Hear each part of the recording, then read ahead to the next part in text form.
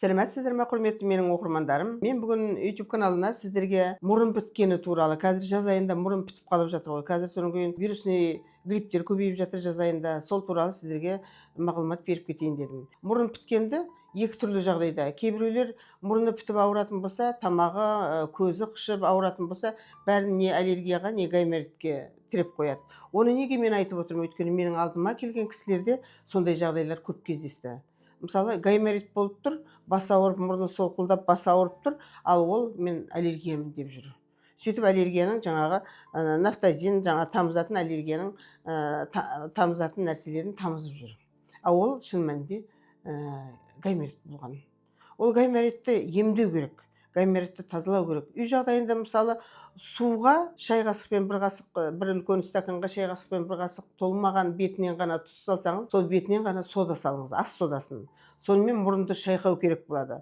Мұрынды шайқап, бір жағын бір шайқап, екі жағын екі шайқап кіргізіп, тамақты шайқап сөйтетін болса, гайморит жеңілдейді. Әрине өте асқынып кеткен жағдайда дәрігерге барып тазалатуға тура келеді.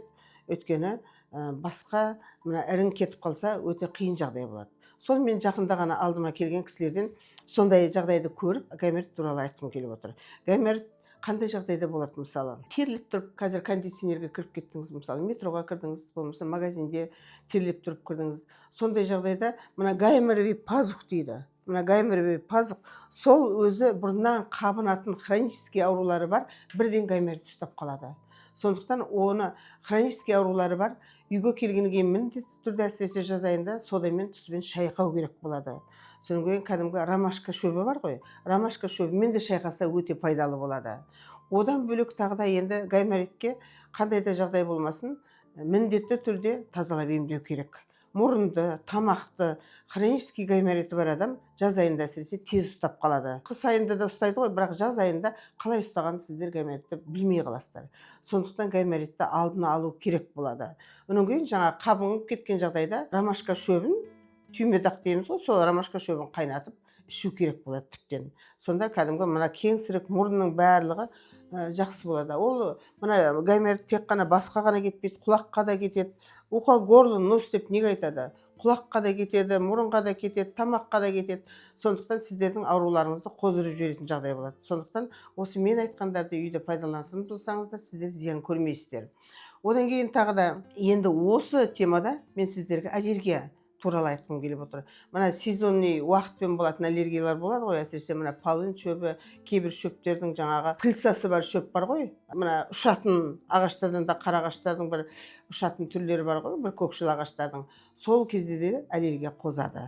Содан кейін жаз айында ыстықпен қосылады да неше түрлі бактериялар болады. Аллергия содан қозады көбінесе. Содан кейін мұрындағы аллергия туралы сіздерге қосымша ақпарат бергім келіп отыр. Мұрыннан аллергия болатын болса, сіз жаз айында бастайтын болса, сіз көктемде ішті тазалаңыз. Өйткені мұрындағы аллергия қайдан пайда болды? Сізде вирус, бактерия бар. Одан кейін іште гельминт болса да, ішкі құрылысыңызда шлактар көп болса да, сіздің сезонный аллергия басталады. Бұл сезонный аллергияға ең басқа нәрсе ішектерді, ішкі құрылысты тазалау, мұрынның кеңсіріктердің іштерін жуу, содамен тұзбенен жуу, сол өте сіздерге пайдалы болады.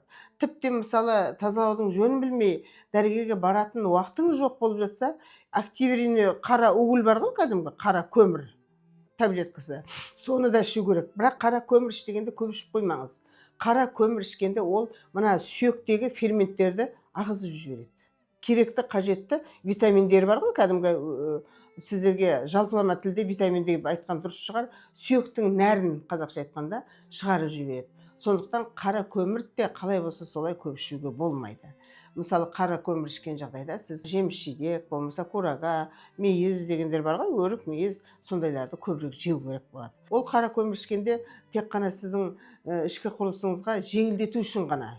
Өйткені оны неге көп ішпей деп айтамын. Ол да сүйектің нәрін қуып жібереді. Тізесі ауыратын адамдар, иықтары, сүйектері ауыратын адамдарға кішкене зиян болады. Осы нәрсені сіздерге айтып өткім келіп отыр. Мысалы, маған гайморовый пазух ауырған және аллергия болған. Осы биыл келді, көктемде келді. 7 жылдан кейін келіп тұр. Алдымен гайморит болған, оны тазаладым. Одан кейін оның аллергиясы бар екені шығып тұр да. Содан кейін мен енді 30 жылдан аса жаңағы тәжірибем болғандықтан мұрынның мынандай жерлеріне мына қастың мынандай нүктелеріне, прям мұрнның мынандай жеріне укол саламын. Инъекция саламын. Сол адам сол инъекциядан кейін 7 жыл ештеңке болмаған, қайттан келіп тұр. Ал енді қазір не істедің оған дейтін болсаң, қазір мен оған инъекцияны салған жоқпын, ішін тазаладым. Ішін тазаладым, жақында ғана келіп кетті. Менің аллергиям жоқ қой, қайда дейді да. Мен айттым, енді сіздің әр нәрсенің өз себебі болады. Уколды бас салып салуға да болмайды.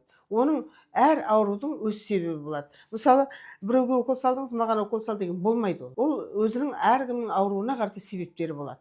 Сондықтан сол ауруларға байланысты жаңағы емдеу керек болады.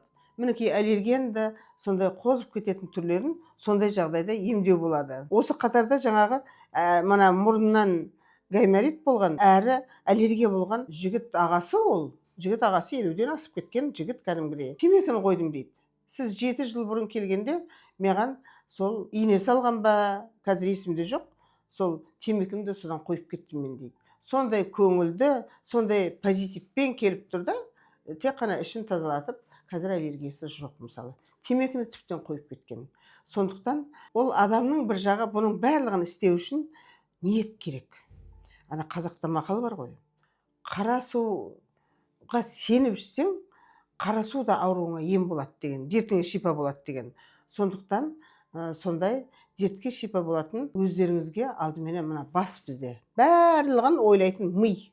Миымызда не тұр? Соған байланысты. Сондықтан миымызды кәдімгі жақсылап, оң жолына қойып, мен осыны істесем қояды, мен осыған емделсем осылай қояды дейтін болсаңыздар, барлық ауруды жеңесіздер. Мен сол ауруды қалай жеңу туралы сізге мәлімдеме жасап отырмын. Тағы да қандай сұрақтарыңыз болса, маған комментарий жазыңыздар. Парақшамен бөлісіңіздер, интернет желісінде бөлісіңіздер, лайк қойып, жазылып кетулеріңізге болады. Жазылып кетсеңіздер, сіздер көп кеңес алатын боласыңыздар. Мен сіздермен әрқашанда біргемін.